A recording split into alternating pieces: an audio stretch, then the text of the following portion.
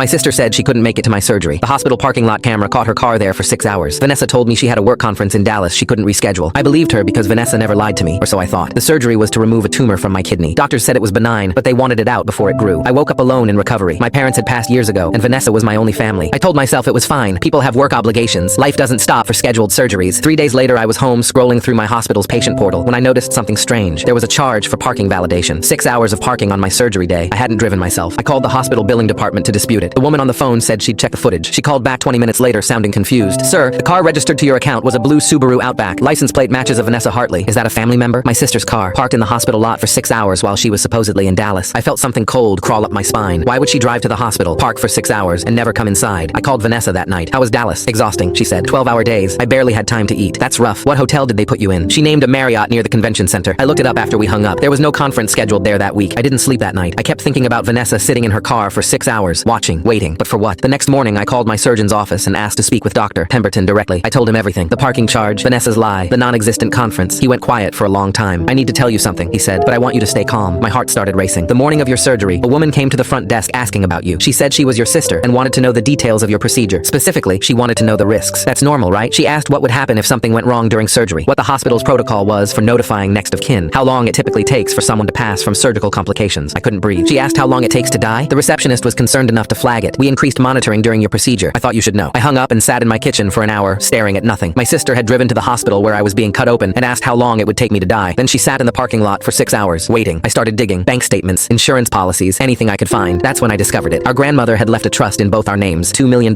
split evenly. But there was a clause. If one beneficiary died before the age of 40, the entire trust went to the surviving sibling. I was 38. The surgery had a 3% mortality rate. Vanessa had done the math. I called a lawyer that afternoon, changed my will, updated my beneficiaries, documented everything. Then I called Vanessa. I know you were at the hospital. She didn't say anything for 5 seconds. What are you talking about? Your car was in the parking lot for 6 hours. You asked the staff what would happen if I died during surgery. That's insane. I was in Dallas. There was no conference in Dallas. I checked. More silence. Then her voice changed, got harder, colder. You weren't supposed to survive. What? The surgery. You weren't supposed to survive it. I felt my blood turn to ice. I've been waiting for years, she continued. Do you know what it's like watching you waste that money while I struggle? Grandma gave us equal shares, but you don't deserve it. You've never deserved it. So you wanted me dead. I wanted what was mine. She hung up. I went to the police that night, showed them everything. The parking footage, the receptionist's report, our recorded conversation. They arrested Vanessa 2 days later. She'd already contacted 3 different people about hiring someone to finish what the surgery didn't. My own sister wanted me dead for money I would have shared if she'd just asked. I changed my locks, my phone number, my entire life. The trust fund sits untouched because I can't look at it without seeing her face. Sometimes I wonder if she ever actually loved me, or if she was always just waiting for the right opportunity. I survived a tumor removal. I'm still trying to survive my sister's betrayal. Click the link on the homepage to watch the full follow-up for free.